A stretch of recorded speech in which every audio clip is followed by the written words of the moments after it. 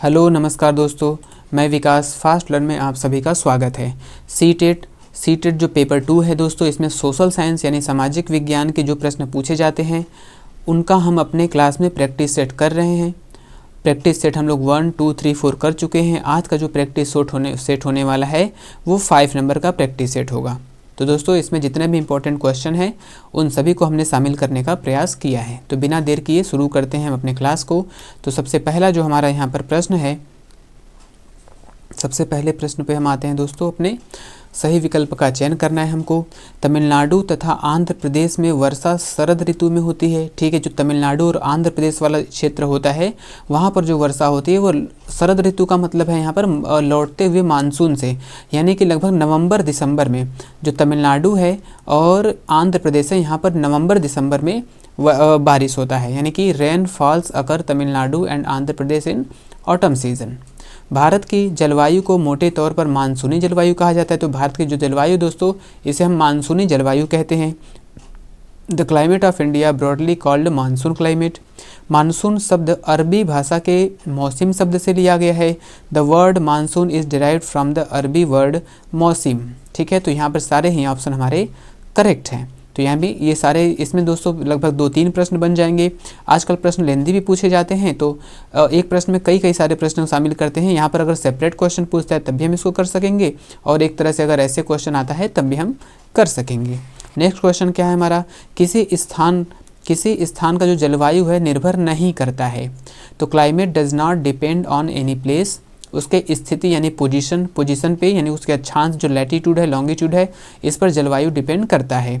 उसकी हाइट क्या है दोस्तों, यानी हाइट टू द सी, यानी कि समुद्र से उसकी जो ऊंचाई है इस पर भी ये डिपेंड करता है। समुद्र से जो दूरी होती है ये भी इस पर डिपेंड करता है।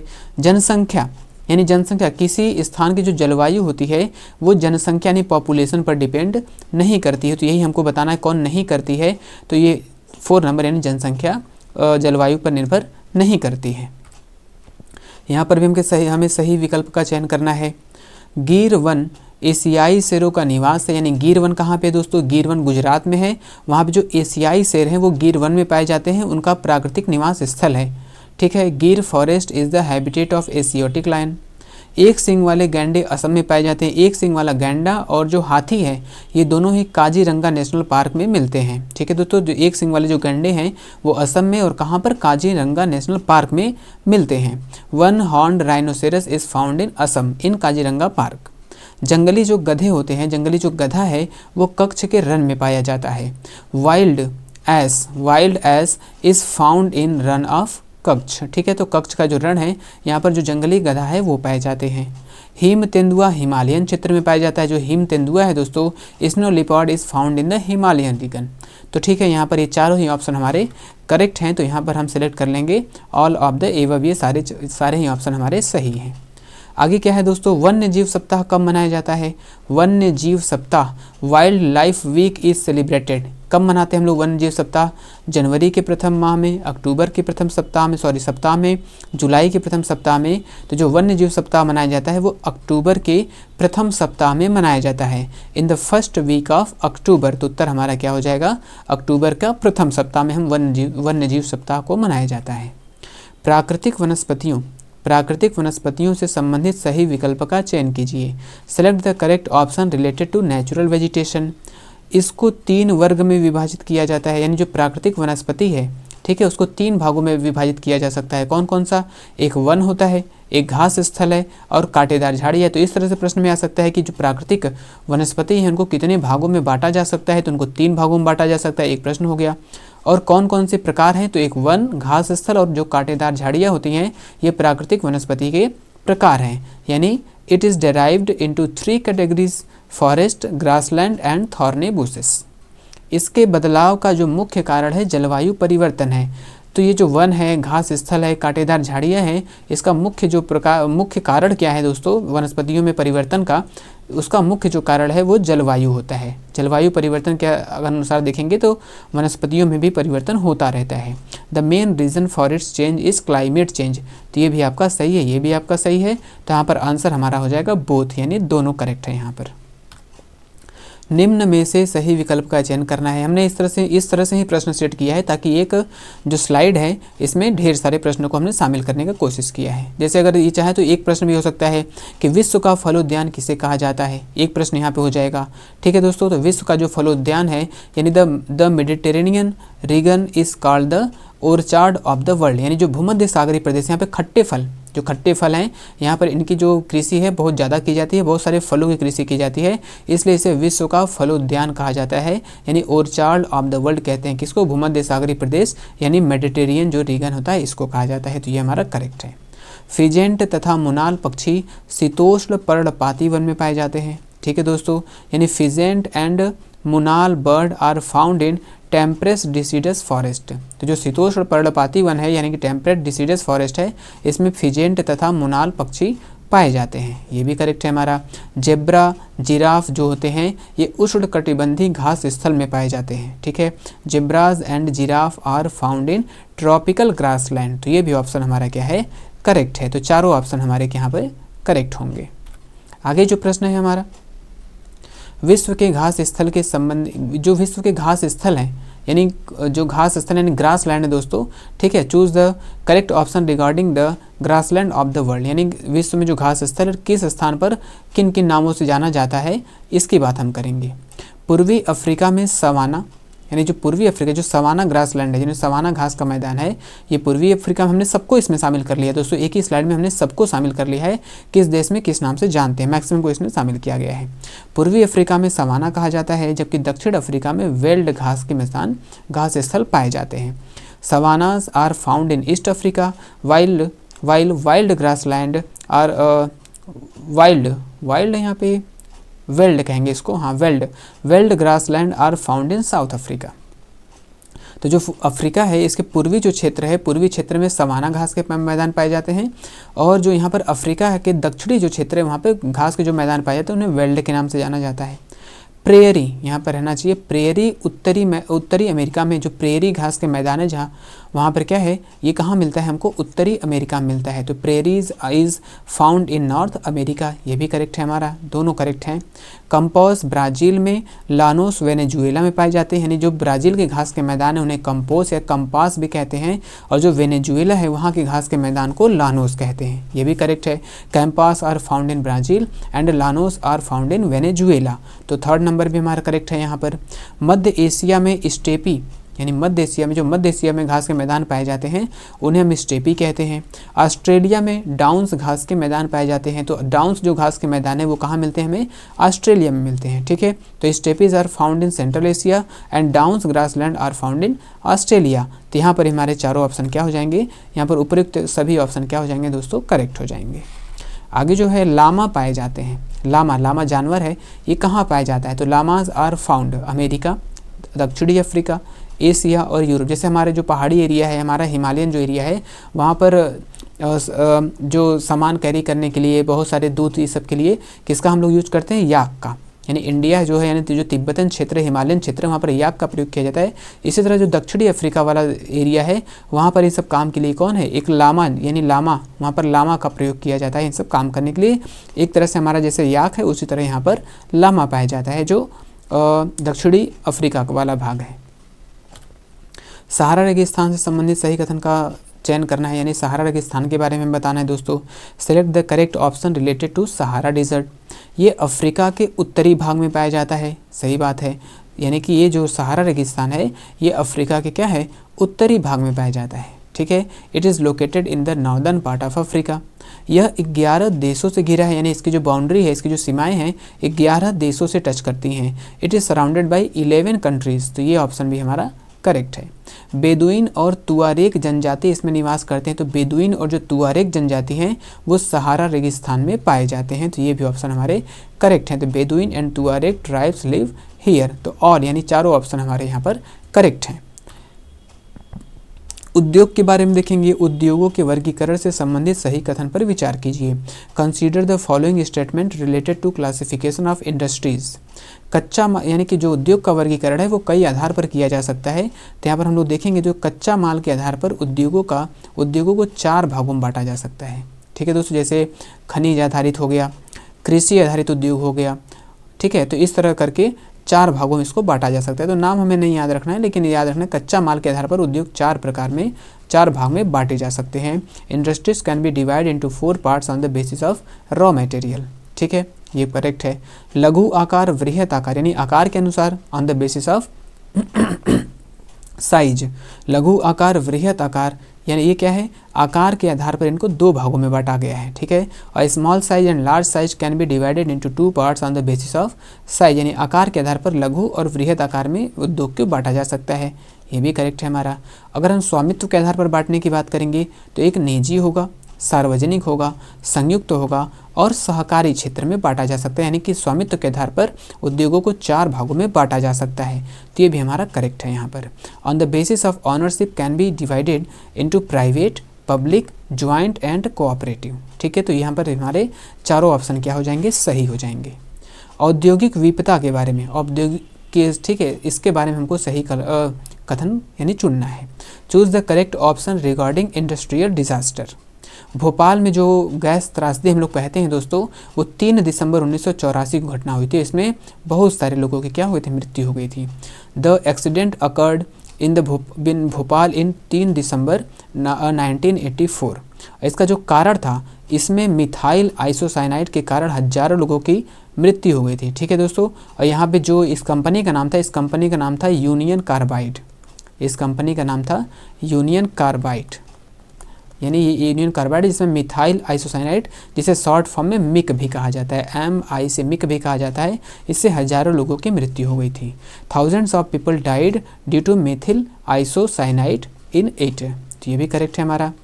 और चीन में क्या है, चीन के गाओ काओ के चोंगजिंग में, ठीक है दोस्तों, यानी चीन का जो काओ गाओ वाला एरिया है, वहाँ पे चोंगजिंग में 23 दिसंबर 2005 को कूप विस्फोट, कूप यानी जो गैस से संबंधित कुएं होते हैं, उसमें विस्फोट से लगभग 250 लोग लगभग यहाँ पे मारे गए थे। Hundreds of people are killed in a well explosion of Chongqing Gaoqiao China in December 23, 2005। तो ये क्या है, ये औद्योगिक विपदा से संबंधित जो घटनाएं हैं, इनके बारे में यहाँ पर चर्चा किया गया है। तो यहाँ पर चारों ऑप्शन हमारे क्या है, सही हैं। इस्पात से संबंधित सही कथन का चयन कीजिए दोस्तों। इस्पात को उद्योग का मेरुदंड कहा जाता है। ठीक है, तो जो इस्पात है उसे उद्योग का मेरुदंड कहा जाता है। Steel called the backbone of industries. क्यों? क्योंकि जितने भी हमारे मशीन बनते हैं सब इस्पात के ही प्रयोग करके बनाए जाते हैं। टाटा आयरन स्टील जो कंपनी है, इसकी स्थापना कहाँ पर, स्वर्ण रेखा नदी जो साकची है, झारखंड में जो साकची है यानी स्वर्ण रेखा नदी है, वहीं पर इसकी स्थापना हुई थी। 1907 में इसकी स्थापना की गई थी। Tata iron steel company was established इन 1907। यहाँ पर 7 इस तरह से रहना चाहिए। भद्रावती कर्नाटक में जो हमारे टाटा जो स्टील और कंपनियां हैं, तो भद्रावती जो है वो कहाँ है, वो कर्नाटक में है। ये ये स्टील के लिए ही विख्यात है, एक तरह से स्टील के लिए जाना जाता है। तो जो भद्रावती है वो कर्नाटक में है और जो सलेम है वो तमिलनाडु में स्थित है। तो भद्रावती, यहाँ पे Bhadravati is located in Karnataka and Salem is located in Tamil Nadu. तो यहाँ पर हमारे चारों ऑप्शन क्या है, करेक्ट हैं। सभी ऑप्शन हमारे करेक्ट हैं। वस्त्र से संबंधित सही विकल्प का चयन कीजिए। Choose the correct option related to clothing. देश में प्रथम वस्त्र उद्योग, अगर सबसे पहले प्रथम उद्योग की बात करें, वस्त्र उद्योग की बात करें, तो 1818 में कोलकाता के फोर्ट ग्लास्टर में स्थापित हुआ था। ठीक है दोस्तों, तो जो देश का पहला जो वस्त्र उद्योग है तो वो 1818 में फोर्ट ग्लास्टर में हुआ था, जो कोलकाता में था। लेकिन ये क्या है, ये सफल नहीं हुआ था, यानी कुछ दिन बाद इसको बंद कर दिया गया था। The first textile industry in the country was established in 1818 at fort Gloster in Kolkata. क्योंकि ये सफल नहीं हो सका इसलिए इसको काउंट नहीं किया जाता है। लेकिन अगर पहला प्रश्न आए तो हम इसी को करेंगे। लेकिन सफल की बात करें, पहली सफल यंत्रीकृत वस्त्र मिल जो हुई थी वो हुई थी आपके 1854 में, 1854 में इसकी स्थापना मुंबई में किया गया था। The first successful mechanised textile mill was established in Mumbai in 1854। तो हमारा 1 भी करेक्ट है, हमारा 2 भी करेक्ट है। 3 नंबर में अहमदाबाद में पहली सूती मिल 1859 में स्थापित हुई। ठीक है दोस्तों, the first cotton mill was established in Ahmedabad in 1859। तो अहमदाबाद की बात करें तो अहमदाबाद में जो सबसे पहली सूती मिल स्थापित हुई थी वो 1859 में हुई थी। अहमदाबाद को भारत का मैनचेस्टर कहा जाता है। तो ये भी करेक्ट है, यानी जो इंडिया का मैनचेस्टर है, भारत का मैनचेस्टर है, वो अहमदाबाद को कहा जाता है। तो यहाँ पे चारों ऑप्शन हमारे करेक्ट हैं, तो उपयुक्त आंसर सभी हो जाएगा। 2011 की जनगणना की बात करें तो 2011 की जनगणना के संबंध में सही विकल्प का चयन कीजिए। Choose the correct option regarding the 2011 census. 7 वर्ष या उससे अधिक आयु के जो बच्चे या फिर जो 7 वर्ष या उससे अधिक आयु के जो लोग हैं जो पढ़ लिख सकते हैं, समझ सकते हैं, उन्हें साक्षर कहा जाता है। तो अगर साक्षर की बात करें तो 7 वर्ष या उससे अधिक के जो भी बच्चे हैं वो पढ़ना और लिखना समझना जानते हों, उन्हें साक्षर कहा जाता है। एनीवन एज्ड 7 years और above who can read and right is called literate. तो ये ऑप्शन सही है। देश की जो साक्षरता है 75% है। तो 2011 की जनगणना की बात करें तो इस समय जो हमारी साक्षरता थी वो 73% थी। तो ये ऑप्शन हमारा क्या है, गलत है। राष्ट्रीय जनसंख्या नीति 2000 इसमें प्रावधान किया गया है क्या कि 14 वर्ष से कम आयु के बच्चे को निःशुल्क शिक्षा प्रदान करने की वकालत करते हैं। यानी कि जो जनसंख्या नीति 2000 है इसमें 14 वर्ष से कम आयु के बच्चे को निःशुल्क शिक्षा की भी बात की गई है। The national population policy 2000 advocates providing free education to children below 14 years of age. तो ये भी हमारा करेक्ट है। 1952 में परिवार नियोजन कार्यक्रम प्रारंभ किया। भारत में जो परिवार नियोजन कार्यक्रम था 1952 में इसकी शुरुआत की गई थी। Family planning programme was started in 1952। तो ये भी क्या है, हमारा करेक्ट है। तो यहाँ पर सारे ऑप्शन हमारे सही हैं।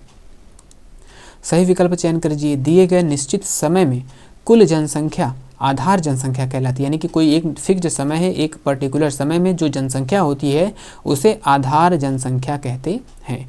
The total population at a given times is called the base population. ठीक है दोस्तों, ये करेक्ट है। आर्थिक रूप से जो सक्रिय आयु होती है वो 15 से 59 वर्ष, यानी 15 वर्ष से 59 वर्ष के बीच के जो 15 से 59 वर्ष के जो लोग रहते हैं, यानी वो आर्थिक रूप से सक्रिय, यानी वो काम कर सकते हैं। ठीक है। Economically active age is between 15 to 59। तो ये भी हमारा करेक्ट है। लेकिन 15 वर्ष से कम हो या फिर 60 वर्ष से अधिक की जो आयु के लोग रहते हैं उनको आश्रित वर्ग में रखा जाता है। Those below 15 years and above 60 years of age are kept in the dependent category। ठीक है, इनको आश्रित वर्ग में रखा जाता है। तो यहाँ पर भी हमारे सारे ऑप्शन क्या है, करेक्ट है। प्रवास से संबंधित सही कथन की बात की पहचान कीजिए। प्रवास क्या है दोस्तों, यानी कि migration. Select the correct statement related to migration. जब लोग एक देश से दूसरे देश में आते हैं, यानी जब देश में आते हैं उसे अप्रवास कहते हैं। ठीक है दोस्तों, यानी एक देश से लोग दूसरे देश जिस देश में आते हैं उसे अप्रवास कहते हैं। When people move from one country to another it is called immigration. ठीक है, यानी इसे हम क्या बोलते हैं, अप्रवास कहते हैं। तो ये हमारा करेक्ट है। लेकिन जब लोग देश को छोड़ते हैं, यानी एक देश को छोड़कर जाते हैं, तो जिस देश को छोड़ कर जाते हैं फिर वहाँ पे उसे उत्प्रवास कहा जाता है। यानी when people leave the country it is called emigration. तो ये दोनों अलग अलग है और दोनों ही बहुत इंपॉर्टेंट है। तो बोथ यानी दोनों हमारे यहाँ पर क्या है, करेक्ट है। रक्तहीन क्रांति का संबंध किससे है, तो जो रक्तहीन क्रांति का संबंध है भूदान ग्रामदम आंदोलन है, वन आंदोलन, कृषि आंदोलन, कोई नहीं। तो रक्तहीन क्रांति का जो संबंध है वो भूदान ग्रामदान आंदोलन, जो विनोबा भावे जो थे शुरू किया था इन्होंने ग्रामदान आंदोलन या भूदान आंदोलन, उसी का संबंध इसी से है, रक्तहीन क्रांति से। ठीक है, तो रक्तहीन क्रांति का संबंध भूदान ग्रामदान आंदोलन यानी भूदान ग्रामदान मूवमेंट से के लिए क्या है, रक्तहीन क्रांति शुरू किया गया था। तो ये ऑप्शन हमारा यहाँ पर पहला करेक्ट हो जाएगा। जीन क्रांति से संबंधित सही विकल्प का चयन करना है। जीन क्रांति से संबंधित क्या है दोस्तों, select the correct option related to gene revolution है। इसमें जेनेटिक इंजीनियरिंग सम्मिलित है, यानी इट इन्वॉल्व्स जेनेटिक इंजीनियरिंग।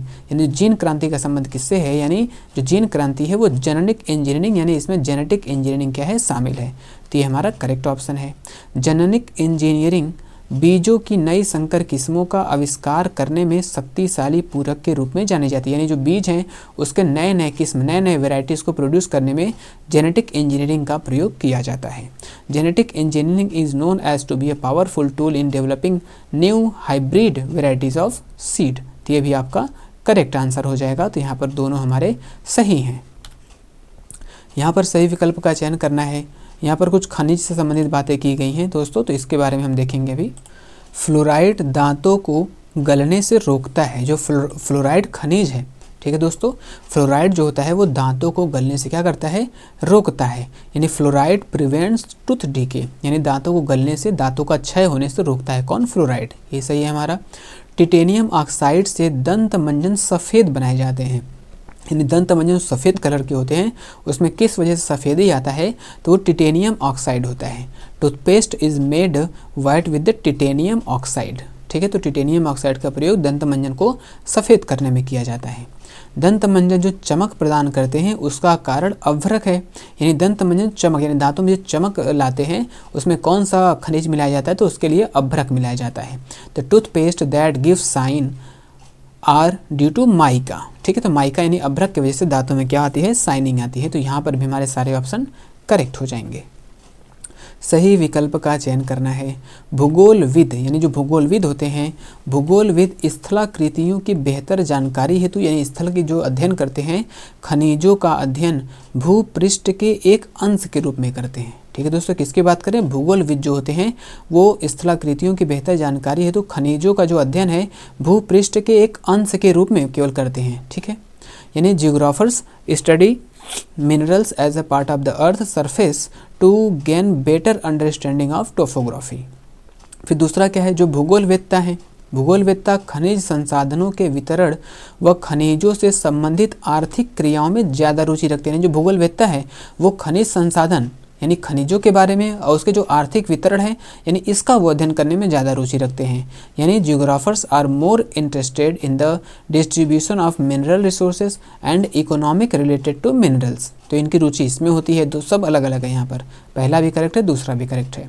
जो भूवैज्ञानिक है वो क्या करते हैं, भूवैज्ञानिक किस रूप से अध्ययन करते हैं, तो भूवैज्ञानिक खनिजों की निर्माण प्रक्रिया, इनकी आयु व खनिजों के भौतिक व रासायनिक संगठन से संबंधित विषयों की जानकारी रखते हैं।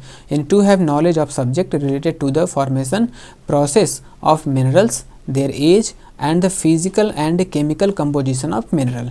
तो ये भी ऑप्शन हमारा यहाँ पर करेक्ट है। यानी जो भूगोलविद है उनके जो व्यू होता है अलग होता है, जो भूगोलवेत्ता है उनका अलग होता है, और जो भूवैज्ञानिक होते हैं वो यानी कि वो अलग अलग तरीक़ों से खनिजों का अध्ययन करते हैं अपने आवश्यकता के अनुसार। तो यहाँ पर भी हमारे चारों ऑप्शन क्या है, सही हैं। तीनों ऑप्शन हमारे सही हैं, सभी विकल्प सही हैं। किसी भी चूना पत्थर या डोलोमाइट चट्टानों के क्षेत्र में भौम जल, यहाँ पर रहना चाहिए भौम जल द्वारा घुलन प्रक्रिया और उसके निक्षेपण प्रक्रिया से बने ऐसे स्थल रूपों को कहते हैं, ठीक है। यानी चूना पत्थर डोलोमाइट जो चट्टान है वहाँ पे निक्षेपण और फिर क्या है घुलन प्रक्रिया से जो संरचना का बनता है उसे हम किस नाम से जानते हैं।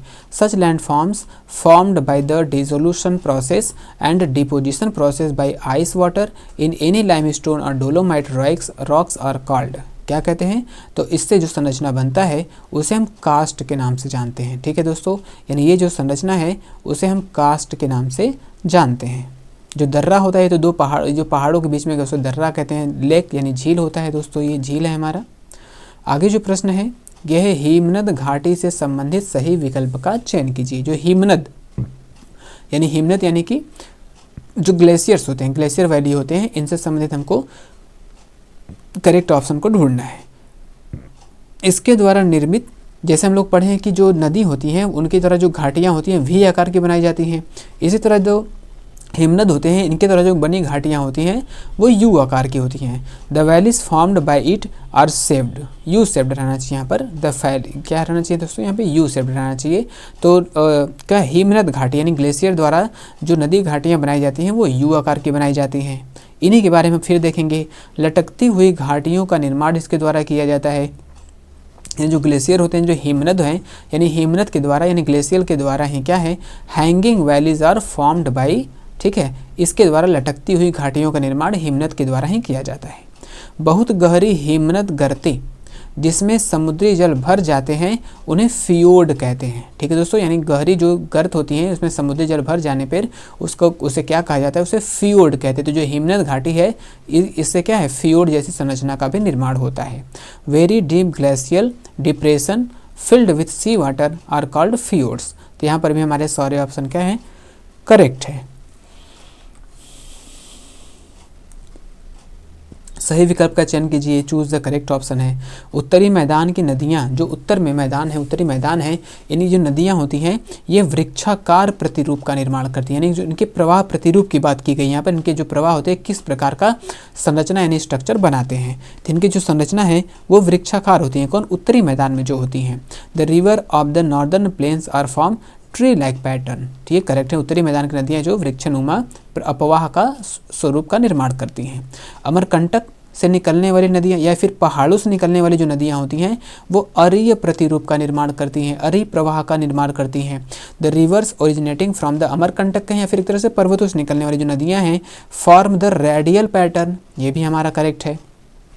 जब सहायक नदियाँ मुख्य नदी से समकोण पर मिलती हैं, यानी जब सहायक नदियाँ क्या हैं, सहायक नदियाँ ऐसे पैरेलल चलती हैं, ठीक है, तो नहीं, जब मुख्य नदियाँ होती हैं वो पैरेलल चलती हैं और सहायक नदियाँ ऐसे क्या है, समकोण पर आकर मिलती हैं, तो ऐसे प्रवाह जो क्या है, ऐसे प्रवाह जाली नुमा अपवाह प्रतिरूप का निर्माण करते हैं। यानी when tributaries meet the main river at right angle और lattice like drainage pattern is formed, तो ये भी हमारा करेक्ट ऑप्शन है। जब सभी दिशाओं से नदियाँ किसी गर्त में विसर्जित होती हैं, यानी सभी दिशाओं से नदियाँ आ रही हैं, किसी गर्त में, किसी झील में आके मिल रही हैं, तब उसे अभिकेंद्री अपवाह कहते हैं। ठीक है दोस्तों, when reverse formed all direction flow into a trough centripetal drainage is form, तो वहाँ पर क्या होता है, सेंट्रीपिटल ड्रेनेज के नाम से इसे जाना जाता है। तो ऑप्शन हमारे यहाँ क्या है, सारे ही करेक्ट हैं। सिंधु नदी से संबंधित सही विकल्प का चयन कीजिए। सिंधु नदी की बात करेंगे यहाँ पर, तो हिमालय की नदियों में सबसे पश्चिमी है, यानी हिमालय से निकलने वाली जो नदियाँ हैं, भारत की बात कर रहे हैं, हिमालय से निकलने वाली जो नदियाँ हैं उसमें सबसे पश्चिमी नदी है कौन, सिंधु नदी। It is western most of the Himalayan river. ठीक है, इसका जो उद्गम स्थान है ये कैलाश पर्वत है, इसका जो कैलाश पर्वत है मानसरोवर, ठीक है दोस्तों, वहाँ पर क्या है, एक बोखरचू हिमनद यानी बोखरचू जो ग्लेशियर है वहाँ से इसका क्या होता है, उद्गम होता है, तो ये भी करेक्ट है। It originates from the glacier near Bokharchu. Shyok, Hunza, Nubra, Gasting व द्रास इसकी सहायक नदियाँ हैं। ठीक है, Shyok, Hunza, Nubra, Gasting and Dras are its tributaries, तो ये सारे इसकी सहायक नदियाँ हैं, तो यहाँ पर भी हमारे ऑप्शन सारे करेक्ट हैं। एल नीनो से संबंधित हमको विचार करना है। एल नीनो क्या है दोस्तों, ठीक है, पूर्वी प्रशांत महासागर में पेरू तट के निकट यह उत्पन्न होती है। जो एल नीनो है ये पूर्वी प्रशांत महासागर में पेरू तट के निकट ये क्या होती है, उत्पन्न होती है। यह ठंडी जलधारा है, तो ये ठंडी जलधारा नहीं बल्कि ये क्या है, ये गर्म जलधारा है। ठीक है दोस्तों, ये गर्म जलधारा है, this is warm stream not cold stream. Bharat में मानसून की लंबी अवधि के पूर्वानुमान के लिए एल नीनो का उपयोग किया जाता है, तो ये भी हमारा करेक्ट है और ये भी करेक्ट है, तो 1 और 3 हमारा दोनों करेक्ट है। El Nino is used for long term for costing the monsoon in India, तो ये हमारे सारे क्या है, 1 और 3 हमारे करेक्ट हो जाएंगे। ग्रीष्म ऋतु में आने वाले कुछ प्रसिद्ध तूफान यानी कि जो हवाएं या फिर बारिश होती हैं, इससे संबंधित अगर हम बात करें दोस्तों, ठीक है, तो select the correct option regarding some famous storm occurring in summer. Kerala व तटीय कर्नाटक में आम्र वर्षा होती है, यानी कि जो ग्रीष्म ऋतु बीतने के बाद जो पहली फुहार आने वाली जो वर्षा होती है वो केरल और कर्नाटक में वर्षा होती है। इसे आम्र वर्षा के नाम से जानते हैं क्योंकि आम के फसल के लिए बहुत अच्छी होती है। Mango rain in Kerala and coastal Karnataka, तो ये करेक्ट ऑप्शन है। असम में इन तूफानों को बारदोली कहा जाता है, यानी असम जो पश्चिम बंगाल है वहाँ पर इसको काल बैसाखी, ठीक है दोस्तों, इसे काल बैसाखी भी कहा जाता है, काल बैसाखी कहा जाता है। और इसी को असम में स्पेशली क्या है, इसे बारदोली छोड़ा कहा जाता है। ठीक है, in Assam these storm are called Bardoli Chhoda. Paschim Bengal में इसे काल बैसाखी कहते हैं, यहाँ दिखा भी है, जो पश्चिम बंगाल में तूफान है या फिर जो बारिश होती है इसे काल बैसाखी के नाम से जानते हैं। In west Bengal this is known as Kal Baisakhi, तो यहाँ भी हमारे सारे ऑप्शन क्या है, करेक्ट है। अशोक के शिलालेखों के यानी अभिलेखों के बारे में किसने कहा था कि उनके धर्मादेश आज भी हमसे एक ऐसी भाषा में बात करते हैं जिन्हें हम समझ सकते हैं और जिनसे हम बहुत कुछ सीख सकते हैं। किसने कहा था दोस्तों, who said about Ashoka's inscriptions, his edicts still speak to us in a language we can understand and from which we can learn a lot। किसने कहा था, तो ये कहा था आपका जवाहरलाल नेहरू ने कहा था। आगे जो प्रश्न है हमारा, उपमहाद्वीप के उत्तरी तथा दक्षिणी क्षेत्र में निम्न 3 तरह के लोग रहते हैं। ठीक है दोस्तों, यानी उपमहाद्वीप यानी भारतीय जो उपमहाद्वीप है इसके उत्तरी तथा दक्षिणी क्षेत्र में 3 तरह के लोग रहते हैं। तो यहाँ पर क्या है, the following 3 types of peoples lived in the northern and southern region of subcontinent. सबसे पहले क्या है, बड़े भूस्वामी यानी 3 तरह के लोगों की बात की गई यहाँ पर। जो बड़े भूस्वामी यानी की तरह साउथ इंडिया की बात की गई यहाँ पर, जो कर्नाटक ये सब वाला एरिया है, बड़े भूस्वामियों को वहाँ पर वेल्लला कहा जाता था। Big land owners were called Vellala. तो वहाँ पर जो बड़े भूस्वामी हैं उनको क्या कहा जाता था? वेल्लला कहा जाता था। जो साधारण हलवाहों को उड़वार कहा जाता था।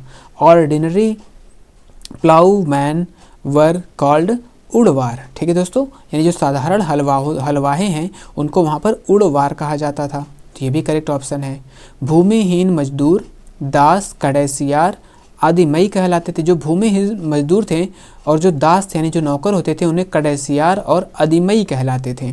तो landless labour slaves were called Kadaisiyar and Adimai. तो यहाँ पर भी हमारे सारे ऑप्शन क्या हैं? करेक्ट हैं। तमिल साहित्य से संबंधित सही विकल्प का हमको चयन करना है। ठीक है, तमिल की प्राचीनतम रचनाओं को संगम साहित्य कहते हैं। ठीक है, the oldest works of Tamil are called Sangam literature. ठीक है, जो तमिल लिटरेचर तैयार किया गया था उसे हम संगम साहित्य के नाम से भी जानते हैं। मदुरै के कवियों के सम्मेलन में इनका संकलन किया जाता था। इनका जो कविलन संकलन जो मदुरै है वहाँ पर जो कवियों का सम्मेलन होता था तो उसी में ये तमिल साहित्य का संकलन किया जाता था। These were compiled in the conference of poets of Madurai. तो यहाँ पर हमारे दोनों ही ऑप्शन क्या है? करेक्ट है। गुप्त वंश से संबंधित सही कथन पर हमको विचार करना है। Consider the following statement on the Guptas dynasty. Chandragupta वंश, सॉरी चंद्रगुप्त, यहाँ पे गुप्त 2 बार हो गया। हाँ नहीं ठीक है ये चंद्रगुप्त क्या थे दोस्तों? चंद्रगुप्त गुप्त वंश के पहले शासक थे। जो चंद्रगुप्त थे यानी चंद्रगुप्त क्या है? गुप्त वंश के पहले शासक थे यानी ठीक है। Chandragupta was the first ruler of Gupta dynasty. थी हमारे करेक्ट ऑप्शन हो जाएगा। चंद्रगुप्त ने की उपाधि महाराजा धीराज की उपाधि धारण की थी। जो चंद्रगुप्त थे उन्होंने महाराजा, यानी ऐसे प्रश्न में आता है कि गुप्त वंश के किस शासक ने महाराजा धीराज की उपाधि को धारण किया था? तो जो चंद्रगुप्त हैं और जो समुद्रगुप्त हैं इन दोनों लोगों ने क्या किया था? महाराजा धीराज की उपाधि को धारण किया था। तो यहाँ पर हमारे सारे ऑप्शन क्या हैं? करेक्ट है। दक्षिण भारत के राजवंशों से संबंधित जानकारी पर विचार कीजिए। दक्षिण भारत के जो राजवंश है जैसे पल्लव और चालुक्य दक्षिण भारत के राजवंश थे और सबसे महत्वपूर्ण राजवंश थे। तो पल्लव और चालुक्य दक्षिण भारत के सबसे महत्वपूर्ण राजवंश थे। ठीक है, the Pallavas and the Chalukyas were the most important dynasties of south India. तो ये हमारे करेक्ट ऑप्शन है। पल्लवों की राजधानी कांचीपुरम थी, ये भी सही है दोस्तों। द कैपिटल ऑफ पल्लवाज क्या है? कांचीपुरम, यानी जो पल्लव थे उनकी राजधानी कहाँ थी? कांचीपुरम थी। चालुक्य जो थे उनकी राजधानी क्या थी? उनकी राजधानी ऐहोल थी। The capital of Chalukyas was Aihole. तो ये भी हमारा करेक्ट ऑप्शन है। तो यहाँ पे सारे ऑप्शन हमारे सही हैं। बाबर से संबंधित सही कथन पर पहचान कीजिए। ठीक है, क्या दोस्तों? यानी कि बाबर के पिता का नाम, एक प्रश्न में पूछा था बाबर के पिता का नाम, बाबर के दादा का नाम पूछा गया है। बाबर के पिता उमर शेख थे, यानी बाबर के पिता का नाम क्या था? उमर शेख था। बाबर्स फादर वाज उमर शेख और बाबर के जो दादा थे वो अबू सैद थे। ठीक है, Babur's grandfather was Abu Said. तो हमारा पहला और दूसरा यानी दोनों ही ऑप्शन क्या है? करेक्ट है। सही विकल्प का चयन करना यहाँ पर चूज द करेक्ट ऑप्शन है। बाबर ने 1526 में मतलब ये पानीपत का प्रथम युद्ध था। ये कब था दोस्तों? ये पानीपत का जो प्रथम युद्ध है इसकी बात की जा रही है। यानी बाबर ने 1526 में सुल्तान इब्राहिम लोदी को पानीपत में हराने के बाद दिल्ली और आगरा को कब्जे में ले लिया था। ठीक है, तो Babur capture Delhi and Agra after defeating sultan Ibrahim Lodi in Panipat in 1526। तो ये हमारा ऑप्शन करेक्ट है। 1504 में इसने काबुल पर कब्जा कर लिया था, ये भी दोस्तों सही है। यानी कि ये कैप्चर्ड काबुल इन 1504, ये भी किया सही है। आग्नेयास्त्र की बात करें, आग्नेयास्त्र जो बारूद है इसका प्रयोग करने वाला सबसे पहले बार कौन था? तो इसका भी प्रयोग करने वाला सबसे पहली बार बाबर ही था। आग्नेयास्त्र was first used by Babur. तो ये भी ऑप्शन हमारा करेक्ट है। हुमायूं से संबंधित सही विकल्प पर चयन कीजिए। हुमायूं क्या है? शेर खान, यानी कि शेर खान ने हुमायूं को 1539 में चौसा के युद्ध में हराया था। यानी जो चौसा का युद्ध हुआ था कब हुआ था? 1539 में हुआ था। और किसके बीच हुआ था? तो ये शेर खान और हुमायूं के बीच में हुआ था। Sher Khan defeated Humayun in battle of Chausa in 1539। तो ये भी करेक्ट है। फिर दूसरा जो इनका युद्ध होता है शेर खान और हुमायूं के बीच में, दूसरा जो युद्ध होता है 1540 में होता है। और कहाँ होता है? कन्नौज में से हम कन्नौज का युद्ध कहते हैं, तो कन्नौज का युद्ध भी जो है वो शेर खान और हुमायूं के बीच में हुआ था। ठीक है दोस्तों, और कब हुआ था ये 1540 यानी 1540 में हुआ था। The battle of Kannauj took place in 1540, ये भी ऑप्शन करेक्ट है। फिर क्या होता है, जो 15 साल बाद जो हुमायूं है 1555 में दिल्ली पर ये पुनः कब्जा कर लेता है। ठीक है दोस्तों, तो ये भी ऑप्शन करेक्ट है। तो हुमायूं रिकैप्चर दिल्ली इन 1555, तो यहाँ पर भी हमारे सारे ऑप्शन करेक्ट हो जाएंगे। मुगलों से संबंधित सही कथन का चयन कीजिए। जहांगीर की जो माँ थी कछवा की राजकुमारी थी। ठीक है, जो जहांगीर की माँ थी वो कौन थी, वो कछवा या कछवाहा भी कहते हैं इसको, कभी कभी क्या है कछवाहा, यानी कछवाहा राजकुमारी थी। ठीक है, Jahangir mother was the princess of कछवा, तो ये क्या है, ये करेक्ट ऑप्शन है। जो शाहजहां की माँ थी वो राठौर राजकुमारी थी। ठीक है दोस्तों, यानी Shah Jahan mother was Rathore princess, तो ये भी हमारा करेक्ट ऑप्शन है। मुगल ज्येष्ठाधिकार के नियम में विश्वास करते थे, तो ये ऑप्शन करेक्ट है। जो मुगल थे वो ज्येष्ठाधिकार यानी कि ज्येष्ठ जो बेटा है वही राजा बनेगा, इसमें वो विश्वास नहीं करते थे, तो ये क्या है, गलत है। तो ऑप्शन हमारा 1 और 2 क्या होगा, करेक्ट हो जाएगा, यानी कि केवल 1 और 2 करेक्ट है, तीसरा हमारा ऑप्शन सही नहीं है। अकबर से संबंधित दिए गए कथन पर विचार कीजिए। अकबर के राजस्व मंत्री का नाम टोडरमल था, यानी अकबर के जो टोडरमल थे वो अकबर के राजस्व मंत्री थे, तो Akbar revenue minister was Todarmal, तो ये सही है। टोडर ने यानी कि एक नई जो राजस्व व्यवस्था की एक नई प्रथा, नई प्रणाली का इजाद किया था, उसे जब्त यानी जब्त कहा जाता है। कभी कभी आता है कि जो जब्त व्यवस्था था वो किस शासक के काल में लगाया गया था, तो वो अकबर के शासनकाल में लगाया था, और किसको बनाने वाला कौन था, टोडरमल था। और ये जब्ती प्रणाली भी इसको कहते हैं, जब्ती सिस्टम भी कहते हैं। Todarmal introduced the system of जब्त फॉर रेवेन्यू, ये भी आपका करेक्ट हो जाएगा। अकबरनामा की रचना, ठीक है दोस्तों, अकबरनामा की रचना जो है अबुल फजल ने 4 जिल्दों में किया था। अकबरनामा की जो रचना है वो अबुल फजल ने 4 जिल्द में नहीं बल्कि 3 जिल्द में किया था, यानी 3 भागों में किया था, तो ये आपका क्या है, इनकरेक्ट है। तो पहला और दूसरा हमारा सही है, तो जो यहाँ पर रहना चाहिए 2 रहना चाहिए, तो केवल 1 और 2 हमारा सही है। 3 क्या है, अब अकबरनामा की रचना अबुल फजल ने की थी, ये तो सही है, लेकिन 4 जिल्द में नहीं बल्कि इन्होंने 3 भागों में 3 जिल्द में किया था, तो हमारा 1 और 2 क्या होगा, सही हो जाएगा। अकबर के समकालीन राजाओं के बारे में दिए गए विकल्प का सही चयन कीजिए। Choose the correct option from the given option regarding to the contemporary kings of Akbar. England की शासक जो रानी एलिजाबेथ थी वो अकबर के समकालीन थी। ठीक है दोस्तों, queen Elizabeth ruler of England, ये समकालीन थी किसके, अकबर के। ईरान का जो शासक अब्बास था, यानी अब्बास रूलर ऑफ जो ईरान था, ये भी अकबर का समकालीन था। रूसी शासक जार इवान चतुर्थ बेसिलिएविच, ठीक है, तो जो रशियन सार जो था वो रशियन क्या है, सार इवान 4 वेसिलिएविच था, ये भी क्या था, अकबर का समकालीन था। तो ये जो तीनों ही शासक थे, तीनों ही क्या थे, अकबर के समकालीन थे, तो हमारा सारा ऑप्शन क्या है यहाँ पे सही है। इसमें भी सही ढूंढना है। हमने एक प्रश्न में 2-3 प्रश्न 4 प्रश्न शामिल किया है। ठीक है दोस्तों, हमको यहाँ पर ज़्यादा से ज़्यादा प्रश्न इससे हम कर पाएंगे। अब प्रश्न हमारा जिस तरह भी प्रश्न पूछा जाएगा, अलग भी पूछ सकता है, ऐसे भी पूछ सकता है। अवनींद्रनाथ टैगोर, ठीक है, रविंद्रनाथ टैगोर के भतीजे थे, यानी Abanindranath Tagore was the Neiphiu of Rabindranath Tagore, तो ये भी ऑप्शन हमारा करेक्ट है। नंदलाल बोस कौन था, तो नंदलाल बोस अवनींद्रनाथ टैगोर के विद्यार्थी थे, स्टूडेंट थे। ये पेंटिंग यानी जो चित्रकला, यानी उस समय जो कला की शुरुआत की गई थी, भारत माता की जो पेंटिंग वेंटिंग की जा रही थी, तो इन्हीं लोगों के द्वारा बनाना शुरू किया गया था। तो नंदलाल बोस अवनींद्रनाथ टैगोर के विद्यार्थी थे, ये भी हमारा करेक्ट है।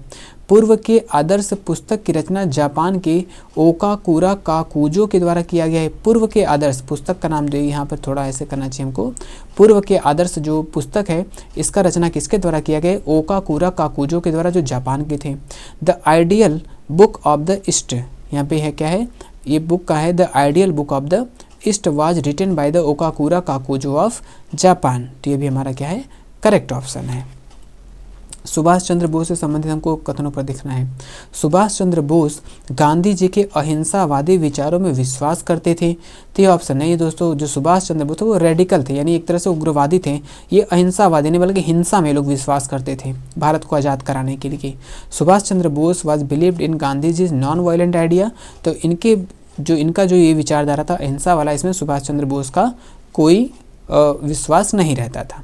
जनवरी 1941 में उन्होंने बिना किसी को बताए कलकत्ता छोड़ दिया, ठीक है, नहीं, जनवरी 1941 में वो कलकत्ता से चले गए। In January 1941 he left Calcutta without telling anyone, तो ये भी ये करेक्ट ऑप्शन है। 1944 में इन्होंने क्या वहाँ पे सिंगापुर गए थे, फिर वहाँ पे क्या किया, ये वहाँ पर आज़ाद हिंद फौज का गठन किया। 1944 में जो आज़ाद हिंद फौज की सेनाएं थीं वो भारत को आज़ाद कराने के लिए, एक तरह से अंग्रेज़ों से लड़ने के लिए वो इम्फाल और कोहिमा से भारत में घुसने का प्रयास किया था, ठीक है दोस्तों, लेकिन वो असफल हो गए थे। इन 1944 the Azad Hind Fauj tried to enter India from Imphal and Kohima, तो ये ऑप्शन हमारा क्या है, और ये भी ये करेक्ट है। तो पहला हमारा इनकरेक्ट है क्योंकि ये इनका गांधी जी के अहिंसावादी विचारों में कोई विश्वास नहीं था। तो दूसरा और तीसरा हमारा यहाँ पर करेक्ट है, तो केवल 2 और 3 क्या हो जाएगा, करेक्ट हो जाएगा। स्वतंत्रता सेनानी से संबंधित कुछ कथनों का चयन करें। यहाँ पे मौलाना आज़ाद वहादते दीन के हिमायती थे। वहादते दीन का मतलब सभी धर्मों को मानने वाले, जो एक तरह से सभी धर्म को जो मानने वाला संगठन है उसे वहादते दीन के नाम से जानते थे। और मौलाना आज़ाद क्या थे, इसके हिमायती थे, यानी इस पे विश्वास करते थे सभी धर्मों को एक साथ लेकर चलने के लिए। मौलाना आज़ाद वाज सपोर्टर ऑफ वहादते दीन, तो करेक्ट ऑप्शन है। दक्षिण में नमक सत्याग्रह के नेता राजगोपालचारी थे, सी राजगोपालचारी थे। The leader of the salt Satyagraha in south west is C Rajagopalachari, ठीक है। तो राजगोपालाचारी दक्षिण में जो नमक सत्याग्रह का आंदोलन किया था वो किसने, सी राजगोपालचारी के थे। जो सी राजगोपालचारी थे वो भारत के कौन है, भारत के स्वतंत्र भारत के पहले भारतीय गवर्नर जनरल भी रहे हैं, तो ये भी हमारा ये करेक्ट हो जाएगा। 1931 में कांग्रेस की अध्यक्षता सरदार वल्लभ भाई पटेल के द्वारा किया गया था, ठीक है दोस्तों। सरदार वल्लभ भाई पटेल ने 1931 में कांग्रेस की अध्यक्षता की थी, और कहाँ पर ये जो अध्यक्षता किया था इन्होंने कराची में किया था। जो कराची अधिवेशन था इसके अध्यक्ष कौन थे, सरदार वल्लभ भाई पटेल ही थे। In 1931 the Congress was presided over the Sardar Vallabh Bhai Patel, तो यहाँ पर सारे ऑप्शन हमारे करेक्ट हैं। सही विकल्प का चयन करना है। पहला जो प्रांतीय चुनाव हुआ था, यानी अंग्रेजों ने 1935 का जो अधिनियम आया था गवर्नमेंट ऑफ इंडिया एक्ट, उसके बाद इन्होंने क्या किया, 1937 में पहली बार प्रांतीय चुनाव करवाए थे। तो जो पहला प्रांतीय चुनाव हुआ था वो 1937 में हुआ था। The first provincial election was held in 1937। 1946 में दोबारा प्रांतीय चुनाव कराए गए थे। Provincial election were held again in 1946, ये भी करेक्ट है। कैबिनेट मिशन 1946 में भारत आया था, तो ये भी क्या है, यानी दोबारा जो प्रांतीय चुनाव हुआ था और कैबिनेट मिशन 1902 दोनों ही क्या है, 1946 की ही घटना है। Cabinet mission arrived in India 1946, तो यहाँ पर हमारे सारे ऑप्शन क्या है, करेक्ट है। सही विकल्प ढूंढना है यहाँ पर हमें दोस्तों, choose the correct option. Ghaffar Khan यानी खान अब्दुल गफ्फार खान की बात कर रहे हैं, इनको बादशाह खान के नाम से जाना जाता है, यानी Ghaffar Khan is known as Badshah Khan, ठीक है, तो ये करेक्ट है। इन्होंने खुदाई खिदमतगार संगठन की स्थापना की थी। खुदाई खिदमतगार को लाल कुर्ती के नाम से भी जाना जाता है। ही फाउंडेड द क्या है, खुदाई खिदमतगार ऑर्गेनाइजेशन, तो ये दूसरा भी हमारा करेक्ट हो जाएगा।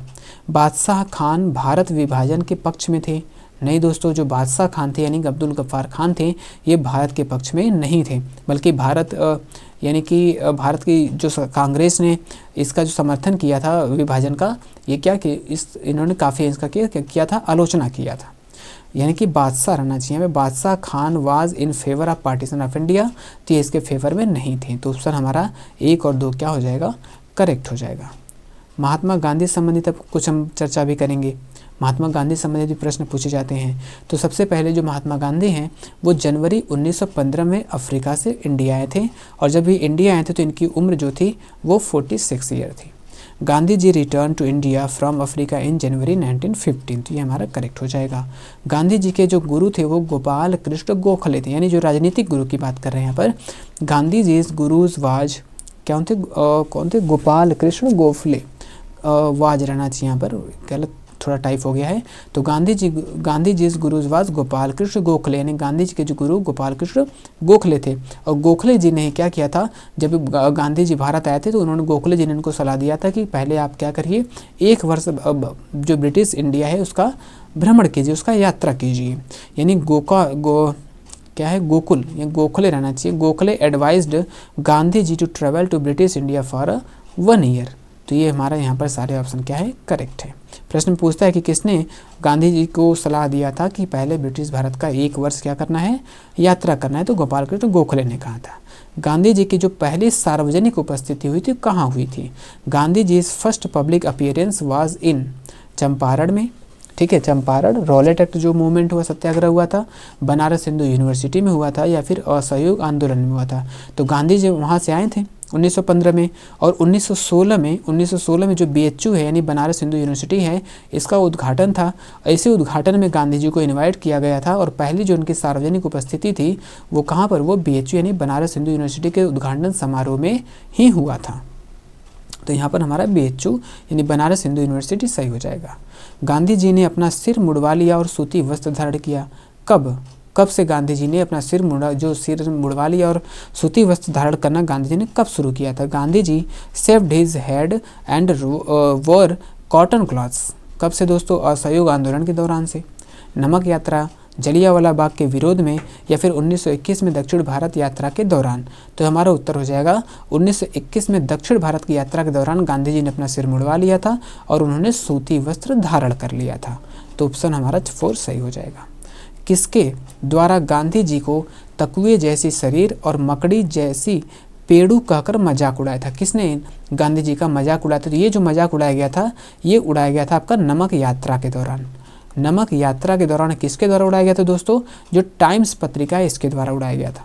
यानी कि टाइम्स पत्रिका ने गांधी जी के बारे में कहा था कि जो तकुए जैसी शरीर है, मकड़ी जैसे पेड़ू हैं, ये तो जो यात्रा है इसको कंप्लीट नहीं कर पाएंगे, ठीक है। इसलिए इन्होंने क्या है, टाइम पत्रिका ने गांधी जी के बारे में ऐसा कहा था, और ये नमक यात्रा के दौरान कहा था। तो किसने? टाइम्स पत्रिका ने कहा था। सही विकल्प का यहाँ पर हमें चयन करना है। कांग्रेस ने 1916 के समझौते में पृथक चुनाव क्षेत्र को स्वीकार कर लिया था। यानी मुस्लिम लीग था, उसने मुस्लिम लीग के द्वारा जो पृथक निर्वाचिका की यानी मांग की गई थी, ठीक है, 1909 में ब्रिटिशर्स ने उनको स्वीकार कर लिया। इसके बाद जो कांग्रेस और मुस्लिम लीग का समझौता 1916 में लखनऊ में हुआ था, उसमें कांग्रेस ने भी क्या किया, इनके समझौते को स्वीकार कर लिया जो पृथक निर्वाचिका थी, ठीक है। Congress accepted the separated electorate agreement of 1960, ये करेक्ट है। 1937 का जो प्रांतीय चुनाव हुआ था उसमें 7 यानी कांग्रेस जो थी 7 प्रांतों में अपनी सरकार का गठन किया था। In the 1937 provincial election Congress formed it's government in 7, ठीक है दोस्तों। 7 में इन्होंने अपना सरकार तो बनाया था, लेकिन 5 ही क्षेत्रों में इनको पूर्ण बहुमत मिली थी। कांग्रेस ने इस चुनाव में केवल 5 प्रांतों में पूर्ण बहुमत प्राप्त किया था, ठीक है। तो हमारे यहाँ पर सारे ऑप्शन क्या हो जाएंगे, सही हो जाएंगे। यानी Congress got absolute majority in only 5 province in this election. यहाँ पर कैबिनेट मिशन क्या है? कैबिनेट मिशन के प्रस्ताव को कांग्रेस व लीग ने स्वीकार कर लिया था। नहीं दोस्तों, कैबिनेट मिशन का जो प्रस्ताव था उसको कांग्रेस और लीग ने दोनों ने क्या कर दिया था, अस्वीकार कर दिया था। The Congress and the league accepted the proposal of the cabinet, तो ये आपका गलत है। कैबिनेट मिशन के प्रस्ताव के बाद विभाजन अवश्यंभावी हो गया, यानी 1946 में कैबिनेट मिशन आया था, ठीक है दोस्तों। और इसके बाद क्या हुआ, जब कांग्रेस और लीग ने कैबिनेट मिशन की बात को स्वीकार नहीं किया गया, यानी वो आखिरी ऑप्शन था, इसके बाद यानी कि क्या हुआ, ये फिक्स्ड हो गया कि अब भारत का विभाजन हो जाएगा। After the proposal of cabinet mission partition became inevitable, तो ये ऑप्शन करेक्ट है। गांधी जी ने विभाजन का समर्थन किया था? नहीं दोस्तों, गांधी जी ने विभाजन का कभी भी समर्थन नहीं किया था, इन्होंने हमेशा क्या कि इसका विरोध किया था। तो यहाँ पे उत्तर जो हो जाएगा केवल दूसरा हमारा करेक्ट है इसमें। मुस्लिम लीग ने प्रत्यक्ष कार्यवाही दिवस मनाने का कब फैसला किया था? प्रत्यक्ष कार्यवाही दिवस उन्होंने मनाया क्या था, पाकिस्तान के मांग को लेकर, ठीक है दोस्तों। जो पाकिस्तान है उसकी मांग के लेकर मुस्लिम लीग के द्वारा प्रत्यक्ष कार्यवाही दिवस मनाया गया था। एक तरह से मतलब इसमें काफ़ी दंगा तोड़फोड़ किया गया था। The decision to observe direct action day was taken by the Muslim League, और ये किया गया था आपका 16 अगस्त यानी 16 अगस्त 1946 को किया गया था, ठीक है। तो 16 अगस्त 1946 यहाँ पर करेक्ट ऑप्शन हो जाएगा। The other side of silence किसके द्वारा लिखा गया पुस्तक है? The other side of silence जो रचना है ये किया गया है उर्वशी बुटालिया, यानी the other side of silence की रचना किसके द्वारा किया गया है? उर्वशी बुटालिया के द्वारा किया गया है। तो उत्तर उर्वशी बुटालिया हो जाएगा। संविधान सभा से संबंधित सही कथन का चयन करना है। यहाँ पर संविधान सभा के कुल 11 सत्र हुए थे, यानी जो संविधान सभा का सत्र हुआ था टोटल 11 सत्र हुआ था। There were a total 11 session of the constituent assembly, तो ये करेक्ट ऑप्शन हो जाएगा। संविधान सभा के कुल 165 दिन, यानी बैठक कितने हुई थी, तो बैठक जो है 165 दिन बैठक की हुई थी। ठीक है, तो संविधान सभा की जो बैठक हुई थी वो 165 दिन हुई थी। The constituent assembly meet for a total of 165 day, तो ये भी ऑप्शन हमारा करेक्ट है। तो यहाँ पे दोनों क्या है दोस्तों, दोनों ही हमारे करेक्ट हैं। संविधान सभा में उद्देश्य प्रस्ताव से संबंधित सही कथन का सही विकल्प का चयन कीजिए। जो उद्देश्य प्रस्ताव है, सबसे पहला जो बैठक हुआ था वो 9 दिसंबर को हुआ था, जिसमें सच्चिदानंद सिन्हा इसके अध्यक्ष थे। फिर 11 दिसंबर को हुआ बैठक, इसमें कौन है, डॉक्टर राजेंद्र प्रसाद यानी इसके स्थायी अध्यक्ष चुने गए थे। फिर 11 दिसंबर के बाद फिर तीसरी जो बैठक हुई वो 13 दिसंबर को हुआ था। 13 दिसंबर 1946 को पेश किया गया, तो उसी 13 दिसंबर को जो ही नेहरू जी द्वारा क्या है उद्देश्य प्रस्ताव को पेश किया गया था। इंट्रोड्यूस्ड ऑन 13 दिसंबर 1946, क्या उद्देश्य प्रस्ताव को 13 दिसंबर को पेश किया गया था और ये जवाहरलाल नेहरू के द्वारा ही पेश किया गया था।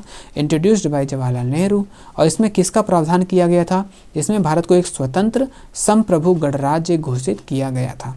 ठीक है, in this India was declared as independent sovereign public, तो यहाँ पर सभी ऑप्शन हमारे करेक्ट हैं। टेनिस कोर्ट की शपथ, यानी कि इसी 13 दिसंबर को जब इन्होंने क्या है टेनिस कोर्ट की शपथ भी क्या है इसी दिन 13 दिसंबर को ही इन्होंने जो अपना भाषण दिया था उसे टेनिस कोर्ट की शपथ के नाम से जाना जाता है। तो ये भाषण किसने दिया था, नेहरू जी के द्वारा ही दिया गया था। नमक यात्रा से संबंधित सही कथन की विकल्प का चयन करिए। इसमें क्या हुआ, जो नमक यात्रा हुआ ये किस बातों को लेकर बहुत ही फेमस हुआ था। तो जो नमक यात्रा है, नमक यात्रा के कारण ही जो गांधी जी पूरी दुनिया में विश्व पटल के स्तर पर नेता बन गए। Gandhi ji came into the world's attention, यानी पूरे विश्व के निगाह में आ गए गांधी जी। पहली क्योंकि यहाँ पर जो ब्रिटिश है, अमेरिका, यहाँ से जो मीडिया आई थी इन्होंने इसको कवरेज किया था। पहली राष्ट्रीय गतिविधि जिसमें महिलाओं ने बढ़ चढ़कर हिस्सा लिया था ये नमक यात्रा था। ठीक है, the first national activity in which women participated enthusiastically, ठीक है नहीं, इंथुआसिस्टिक मतलब पूरे उत्साह के साथ इन्होंने हिस्सा लिया, तो ये भी दूसरा सही है। कमला देवी, यानी कमला देवी चट्टोपाध्याय इनका पूरा नाम है, तो कमला देवी ने यात्रा में महिलाओं को शामिल करने की सलाह दी थी गांधी जी को, यानी उनसे रिक्वेस्ट एक तरह से किया था कि महिलाओं को भी शामिल किया जाए, केवल पुरुषों तक ही इसको सीमित न रखा जाए। Kamala Devi advise to include women to journey, तो यहाँ पर सारे ऑप्शन क्या हैं, करेक्ट हैं। किसी देश में एक से ज़्यादा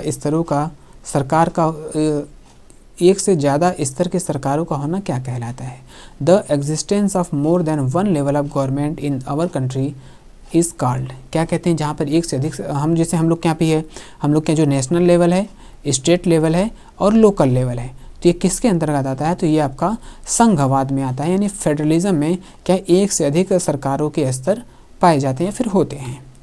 संविधान सभा की जो अंतिम बैठक हुई थी वो कब हुई थी, तो संविधान सभा की जो अंतिम बैठक है वो 24 जनवरी 1950 को, यानी 24 जनवरी 1950 को संविधान सभा की अंतिम बैठक हुई और 26 जनवरी को इसको क्या कर दिया गया था, लागू कर दिया गया था। भारत के देश की सर्वोच्च कानून निर्मात्री संस्था है, यानी कि भारत में जो सबसे सर्वोच्च यानी सर्वोच्च कानून निर्माण करने वाली जो बॉडी है वो कौन है। In India the highest law making body of country is, तो हम लोग के यहाँ कानून जो निर्माण किसका कहाँ होता है, तो वो होता है संसद में, यानी संसद क्या है, कानून निर्माण करने की जो सबसे बड़ी अथॉरिटी है। निम्न प्रकार की शासन प्रणाली में सत्ता केवल कुछ हाथों में होता है, यानी कि केंद्रीकृत होता है, सेंट्रलाइज होता है, यानी कुछ ही लोगों की यह सत्ता इनके हाथों में होता है। In the following types of government power is concentrated in a few hands only, तो ऐसा जो सिस्टम है दोस्तों वो कौन है, ओलिगार्की, यानी जो ओलिगार्की होता है उसमें कुछ लोग होते हैं और उन्हीं के हाथों में पूरी तरह से सत्ता का बागडोर होता है। तो उत्तर हमारा यहाँ पर तीसरा सही हो जाएगा। 59 नंबर का हमारा क्वेश्चन है, संविधान निर्माण से संबंधित सही विकल्प का चयन करना है। संविधान सभा का गठन 9 दिसंबर 1946 को किया गया था। ठीक है दोस्तों, यानी पहली बार इसकी जो बैठक हुई थी और इसमें सच्चिदानंद सिन्हा को अस्थायी रूप से अध्यक्ष बनाया गया था। 26 नवंबर 1949 को संविधान निर्माण कार्य पूरा हो गया था। ठीक है। तो construction work was completed on 26 नवंबर 1949 और फिर 26 जनवरी को इसको अंगीकृत किया गया, यानी अडॉप्ट कर लिया गया था। तो चारों ऑप्शन हमारे यहाँ पर करेक्ट हैं। आखिरी क्वेश्चन है हमारा, भारतीय संविधान में शामिल राज्य के नीति निर्देशक सिद्धांत किस देश के संविधान से प्रेरित है? The directive principles of the state policy included in the Indian constitution is inspired by the constitution of which country? किस कंट्री से है ये हमारा जो डायरेक्टिव प्रिंसिपल्स हैं दोस्तों, ठीक है। तो किस कंट्री से है?